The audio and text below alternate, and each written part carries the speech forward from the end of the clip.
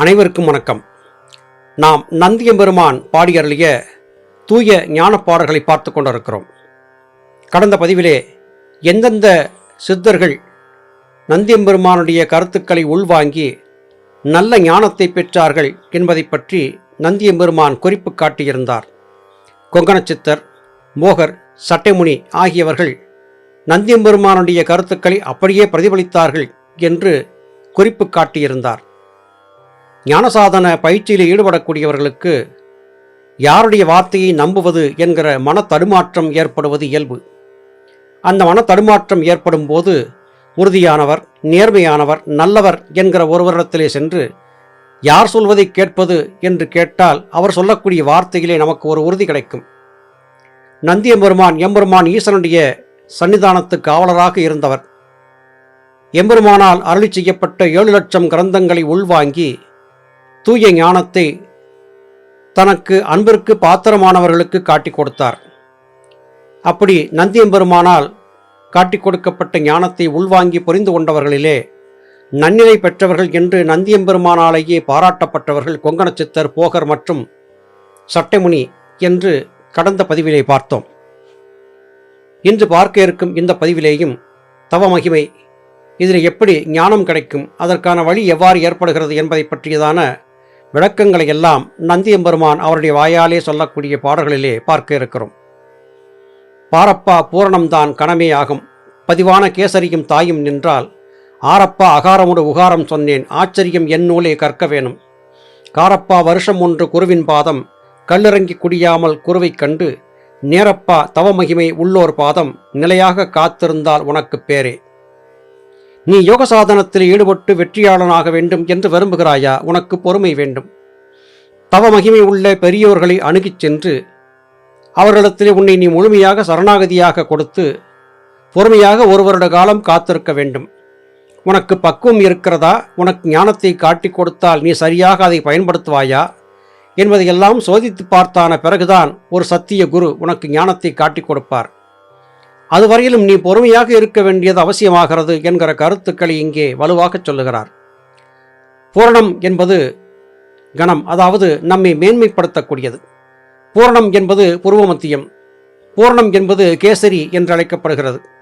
அந்த இடத்திலே தாய் நின்றால், அதாவது அகாரகலை என்பது ஒடுங்கி நின்றால் அகார உகாரங்கள் அங்கே சேர்க்கையாகும் என்கிற கருத்துக்களை நான் சொன்னேன். உண்மையை புரிந்து கொள்ள நீங்கள் விரும்பினால் என்னுடைய நூலை கற்க வேண்டும். 1 வருட காலகட்டத்திற்கு நான் சொல்லிய கருத்துக்களை உள்வாங்கி புரிந்திருந்த குருமார்களை அணுகியிருந்து அவர்களிடத்திலே பணிவிடைகள் செய்து எச்சரிக்கையாக இருந்து ஞானத்திற்கான தேடுதலை பெற வேண்டும். உலகில் சார்ந்து இருக்கக்கூடிய கஞ்சா போன்றவற்றிலே மனத்தை செலுத்தி எந்த வகையிலும் உன்னை நீ அழித்து கொண்டு விடாதே. குடிக்க வேண்டும். அந்த எது? தலையிலே இருந்து இறங்கி வரக்கூடிய அமிர்தம் என்கிற இது பற்றி ஞானபிதா சுவாமி சிவானந்த பரமஹம்சர் அவர்கள் துஞ்சத்து எழுத்தச்சன் என்பவர் என்சான் பனையாகிய சரசில் ஊறிய கல்லை அருந்தியிருந்தார் என்று சொல்லியிருந்ததை பார்த்தோம். யோகசாதன பயிற்சியின் போது தலைக்குள்ளே இருந்து என்கிற அமிர்த நீர் இறங்கி வரும். அந்த நீரை அருந்தியவர்தான் தவமகிமை பெற்றவராக மாற முடியும். ஆனால் அதற்கான வழி உடனே திறந்து விடாது. கர்மவினைகள் அற்றுப்போக வேண்டும். உலகில் சார்ந்து பயணித்துக் கொண்டிருக்கக்கூடிய மனத்தின் போக்கு கட்டுப்படுத்தப்பட வேண்டும். அப்பொழுது மாத்திரமே இந்த உண்மை நமக்கு தெரிய வரும். அந்த உண்மை தெரிய வருவதற்காக குருமார்களை அண்டியிருந்து அவர்களுடைய திருவடிகளுக்கு சரணம் செய்து பொறுமையாக காத்திருக்க வேண்டும். அப்படி காத்திருந்தால் உனக்கு ஞானம் கிடைக்கும் என்று நந்தியம்பெருமான் குறிப்பிடுகிறார். இங்கே ஒன்றை சகோதர சகோதரிகளுக்கு நினைவூட்ட வேண்டியது அவசியமாகிறது. மனம் போன போக்கிலே எனக்கு வித்திகை காட்டிக் கொடு என்று கேட்பவர்களுக்கு மத்தியிலே யாருக்கு இந்த வித்திகை காட்டிக் கொடுக்க வேண்டும் என்பதை பற்றி நந்தியம்பெருமான் குறிப்பு காட்டுகிறார். பொறுமையாக காத்திருந்து 1 வருட காலம் தங்களுடைய நிலை மாறாமல் இருப்பவர்கள், ஒழுக்க நெறி சார்ந்தவர்கள்தான் யோகத்தை கற்க தகுதியானவர்கள் என்பது புரிய வருகிறது. பேரென்று சொல்லுவதுதான் ஞானம் பாரு, பேசறிய ஞானம்தான் பெற்ற பேரு, வாரென்ற காயசித்தியான பேரு, மகத்தான ஞான சித்தி வந்த பேரு, நூல் என்ற பூரண நூல் பார்த்தபோது நுணுக்கமாய் சிவயோகம் பெற்ற பேரு, ஊரென்ற அமிர்த நிலை அறிந்த பேரு, ஒருமனதாய் வாத சித்தி வந்த பேரே. பேறு பெற்ற வாழ்க்கை வாழ வேண்டும் என்று எல்லோரும் விரும்புகிறோம். அந்த பேறு என்பது இந்த உலக வாழ்க்கையிலே, தவ வாழ்க்கையிலே நாம் அடையக்கூடிய உன்னதமான ஒரு உயர்ந்த நிலை. அந்த உயர்ந்த நிலையைத்தான் இங்கே பேர் என்று சொல்லுகிறார். பேர் என்று சொன்னாலும் அது பேறு என்றே அழைக்கப்படும். உண்மையான ஞானம் என்பது எது? வாழ்வாங்கு வாழ்ந்து வாசியிலே வென்று சித்தருவரமக்கள் திருக்கூட்டத்தில் ஒருவராக நம்மை இணைத்து கொள்ளக்கூடிய பாக்கியத்தை பெற்றால் அதுதான் பெரிய பேறு. இந்த ஞானம் என்பது வார்த்தைகளால் சொல்லப்படக்கூடியது அல்ல, அது பேசறிய ஞானம். காயசித்தி என்பது யோகசித்தி பெறும்போது தாமாகவே வந்து வாய்க்கும். காயகற்ப மருந்துகளை உட்கொள்ள வேண்டும் என்று பலவிதமான காயகற்ப மருந்துகளை உண்டு உடலை அழியாமல் வைத்திருக்கும் காரியத்தை பலர் செய்கிறார்கள். ஆனால் திரு அருட்பிரகாச வள்ளலார் தன் உடலை கற்பூரமாக கரைத்து காணாமல் போகும்படி செய்து மறைந்து விட்டார். இது எப்படி சாத்தியமாயிற்று?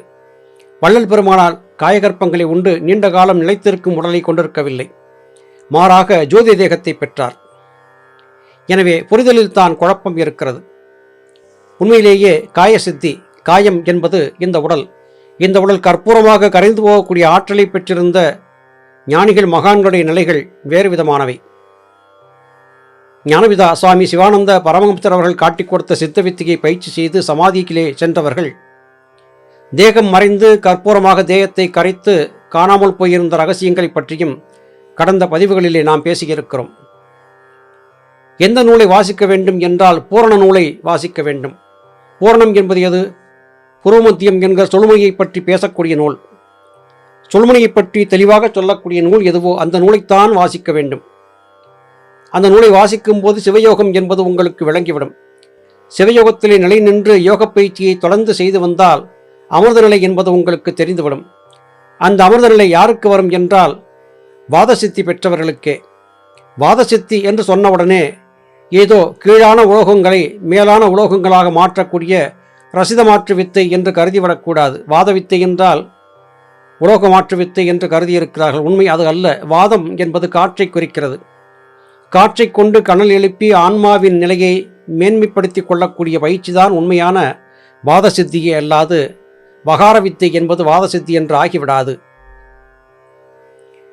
சித்தி என்ன, பூசை என்ன, நாணம் என்ன, திடம்பெரிய எழுத்து என்ன, அறம்தான் என்ன, முத்தி என்ன மின்னலாய் இருந்ததென்ன, முனைகின்ற சிவம் என்ன, மூர்ச்சை என்ன, சத்தியென்ற சிவம் என்ன, தவப்பேர் என்ன, சக்கரத்தின் எழுத்தென்ன, குருதான் என்ன, பத்தி என்ன, பரம் என்ன, பாசம் என்ன, பாங்கான குண்டலியின் விவரம் கேளே.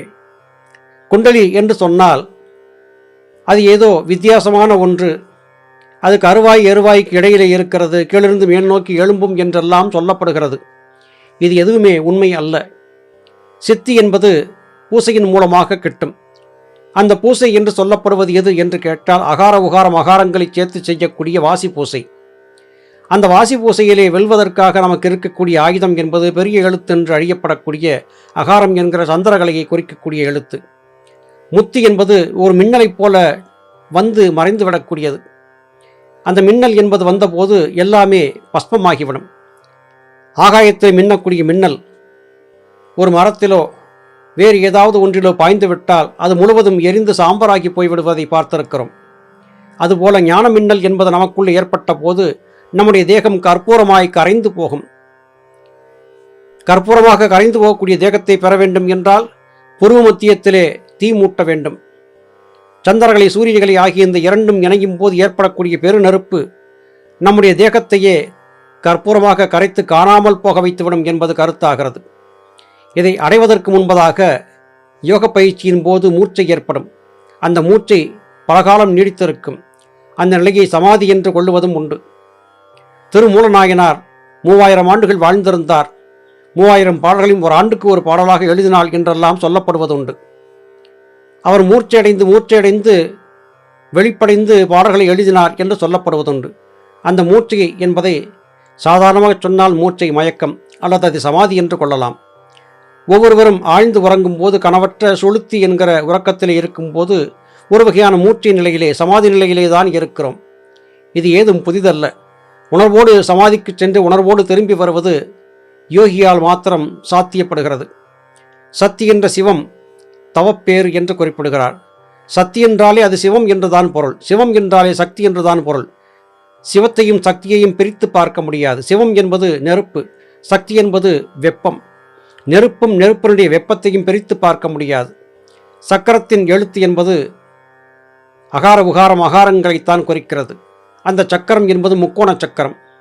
சந்திரகளை சூரியகளை சுழுமுனையை குறிக்கிறது. பரம் என்பது எது? தலைக்குள்ளே இருக்கும் ஆகாயம். பக்தி என்பது எது? ஆகாயத்திலே இருக்கும் பராபரத்தை வணங்கக்கூடிய மனம். பாசம் என்பது என்ன? இந்த உலக வாழ்க்கை என்கிற மாயை. உலக வாழ்க்கை என்கிற மாயையை தவிர்த்து பரமாக இருக்கும் தலைக்குள்ளே ஜீவனாக இருக்கும் சிவனை பக்தி கொண்டு பூசிக்கக்கூடியவர்கள் ஞான வெற்றி பெறுவார்கள் என்பதுதான் இப்பாடல் மூலமாக நாம் அறிந்து கொண்ட கருத்துரையாக இருக்கிறது. நல்லது சகோதர சகோதரிகளே, நாமும் நற்கதி பெற நந்தியம்பெருமானின் வார்த்தைகளை செவிமடுத்து பயணிப்போம். மீண்டும் அடுத்த பதிவிலே உங்களை சந்திக்கிறேன். அதுவரையிலும் நன்றி, வணக்கம்.